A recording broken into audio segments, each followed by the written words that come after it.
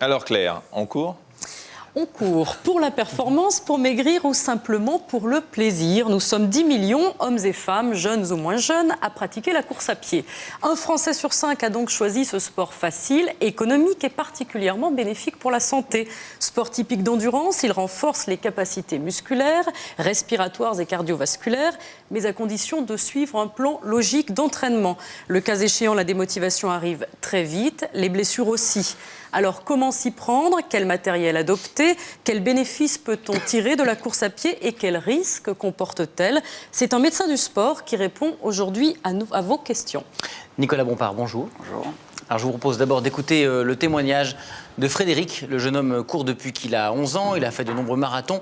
Il en a même fait son métier, puisqu'il est aussi conseiller dans un magasin de running. Gaël Chauvin et Maxime Soulard l'ont accompagné dans son jogging et puis dans son travail.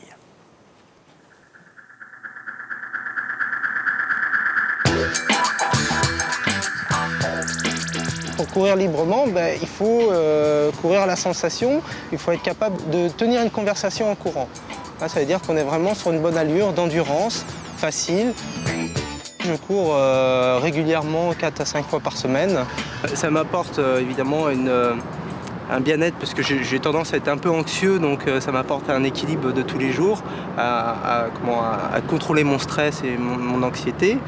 Par contre, ça a des contraintes, la course à pied, en termes de choc au sol. Donc il faut être bien équipé, bien chaussé et puis faire attention à son poids parce que le surpoids peut engendrer plein de problèmes articulaires.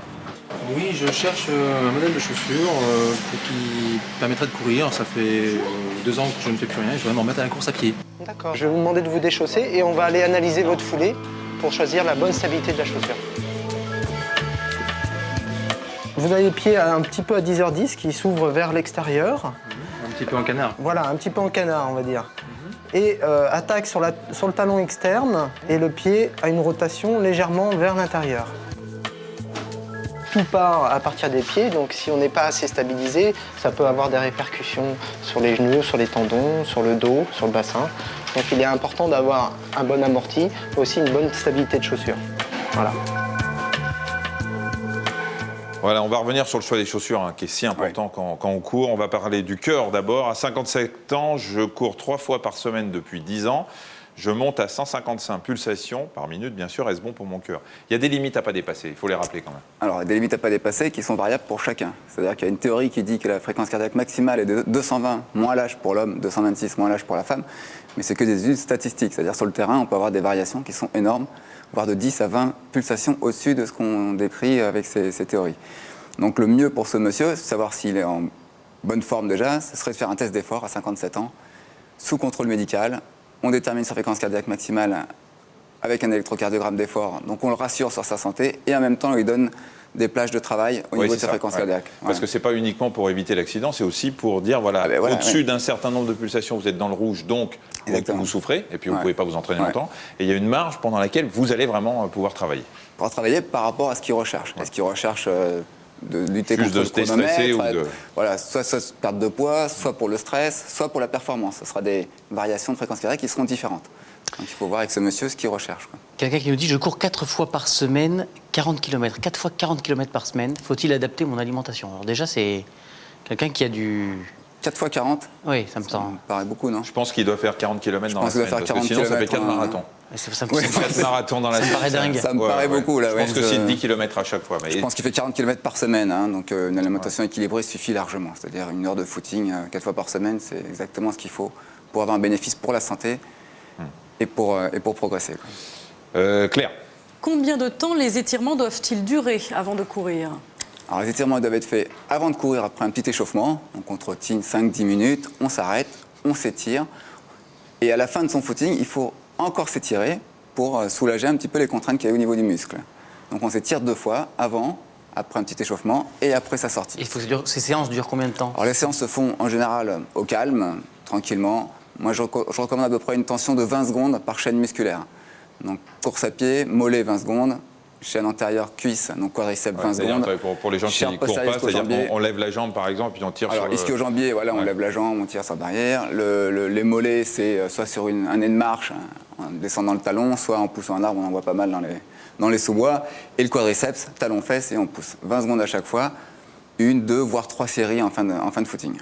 Je suis en surcharge pondérale, je voudrais reprendre l'endurance. À quel rythme dois-je m'y remettre, Iliana? Déjà, on doit voir un médecin avant. Alors là, c'est une excellente question. La première question qu'on peut se poser, c'est est-ce qu'on perd du poids en faisant du sport, et notamment en faisant de la course à pied? La réponse est oui et non. C'est un petit peu partagé. Sans régime, de toute façon, on ne perdra pas de poids. Donc il faut une alimentation équilibrée. La perte de poids au niveau de l'activité sportive se fera par la prise de masse musculaire. C'est-à-dire qu'elle va recommencer une activité physique, elle va gagner de la masse musculaire, donc elle va augmenter son métabolisme de base. Donc rien qu'avec ça, on va perdre du poids. Après, pour perdre du poids avec la course à pied, il faut être dans des zones de fréquence cardiaque très très basses. C'est-à-dire qu'on se rend compte que l'organisme il marche à l'économie. Plus on lui demande de l'exercice intense, plus il va consommer du glycogène, donc pas tellement intéressant pour la perte de poids. Plus on va faire un exercice de durée lente, voire moyenne, à 50-60% de ses possibilités, plus on va utiliser les lipides. Donc il va falloir qu'elle travaille dans cette zone-là. Encore faut-il savoir quelle est sa fréquence cardiaque maximale.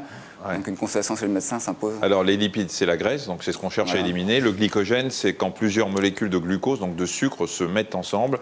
Donc c'est du sucre en fait, finalement. C'est du sucre, c'est le premier carburant le plus rapidement disponible, quoi. Voilà. Peut-on faire des footings en ayant de légers problèmes de dos, ou y a-t-il des sports plus adaptés, demande Catherine? Alors, il faudra surveiller un petit peu ces problèmes de dos, les étiqueter sérieusement et déconseiller la course à pied en phase douloureuse. Par contre, en phase non douloureuse, c'est tout à fait adapté. La course à pied peut être faite même avec une petite lombalgie qui est stabilisée. Hein. Claire. Est-il raisonnable de pratiquer la course à pied malgré une varice importante développée au niveau de la veine saphène?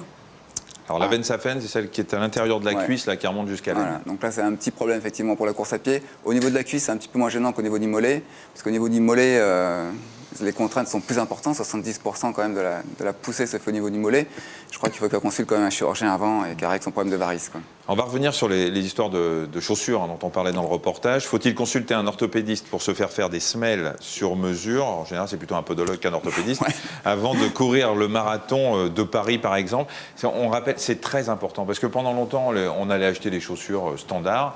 Maintenant, les vrais coureurs vont faire ce qu'on a vu dans le magasin. Là, bien sûr. On regarde comment on court, sur quel appui, etc. On essaye sa chaussure même. Dans certains magasins, on met sa paire de chaussures, on court dans la rue, on revient, on regarde la sensation.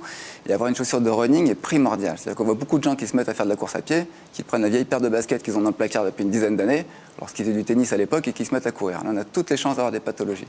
Donc une bonne paire de chaussures. Et pas des pathologies qu'au pied, parce qu'on rappelle que le squelette, c'est une chaîne. Le genou, la hanche, le dos peuvent être liés à des mauvaises chaussures. Le premier conseil, achetez des bonnes chaussures et faites-vous conseiller. Le pied doit être regardé lors de la consultation médicale qui servira à délivrer éventuellement un certificat de non-contre-indication à la course à pied. Et je conseille à tous les gens qui ont des pathologies de venir consulter avec leurs chaussures. D'accord. J'aime courir et c'est un équilibre pour moi, mais à 46 ans, j'ai de plus en plus de fuites urinaires. Que faire? Donc je suppose que c'est une femme. Non, mais c'est pas précisé. En général, c'est les femmes qui ont ce genre de problème. Je pense qu'il faut entamer une rééducation périnéale et en général, ça rentre dans ça, c'est pas très conseillé, la course à pied. C'est pas très conseillé. Ouais, exactement. Ouais. On fait d'abord une petite rééducation périnéale et après on voit si ça stabilise. Avant de poser la question suivante, ça paraît antiphysiologique de courir comme le marathon ou sur du bitume, parce qu'on l'a entendu là aussi dans le reportage, mais les genoux cognent, le fémur contre le tibia, ça use forcément le cartilage. C'est pas très logique finalement. Alors ça, c'est des idées reçues. Hein. C'est-à-dire qu'on se disait la course à pied, c'est mauvais pour le cartilage, et depuis quelques temps, on se rend compte que c'est bon, parce que ça stimule les chondrocytes, c'est-à-dire les cellules du cartilage. J'ai pas eu de chance alors, je peux vous dire. Pas eu de chance à cette question. Ouais. Non, c'est pas la question sur moi-même. Par contre, c'est peut-être une idée reçue que j'ai. Mais... Par contre, il faudra éviter de courir en surpoids, ça c'est évident. Hein. Ah, c'est peut-être plutôt ça. Bonne chaussure en surpoids. Maintenant, pour ce qui est de la surface, on conseille toujours aux gens de faire du 50-50, c'est-à-dire 50% bitume, 50% en sous-bois. Chaque surface a ses avantages et ses inconvénients. Le bitume est plat. Donc on a moins de problèmes de stabilité au niveau de la cheville et des genoux, donc on a moins de pathologies tendineuses. Par contre, le sous-bois est plus souple, effectivement. Par contre, on a plus de problèmes de stabilité et plus irrégulier. Est-ce qu'il y a un moment plus recommandé qu'un autre pour faire son jogging dans la journée? Alors évidemment, on est l'été, tout le monde doit courir un peu pour perdre du poids, donc on évitera les fortes chaleurs, c'est évident. Hein. Donc le matin tôt, c'est la meilleure solution. Par rapport au repas? Mais il y a encore des idées reçues, c'est-à-dire que le matin tôt, on peut courir à jeun, ce qui n'est pas mauvais, et on mange au petit déjeuner après. Après, l'idéal, c'est de courir en rentrant du boulot. Hein. Le soir, vers 18-19h, on se met à courir, on rentre, on mange, on se douce et on se couche. Mais jamais avant de se coucher, parce que là, on dort plus. Alors, si on court avant de se coucher, déjà, on est un petit peu énervé, parce qu'il y a une libération d'endorphine qui énerve un petit peu, et en plus, on prend sa douche et ça réveille encore plus. Donc là, on a un petit peu de mal à dormir, on est un petit peu énervé. Donc le mieux, c'est avant le repas du soir, quoi. on est à distance du déjeuner et c'est impeccable. Merci beaucoup pour Merci. ces explications. On va maintenant prendre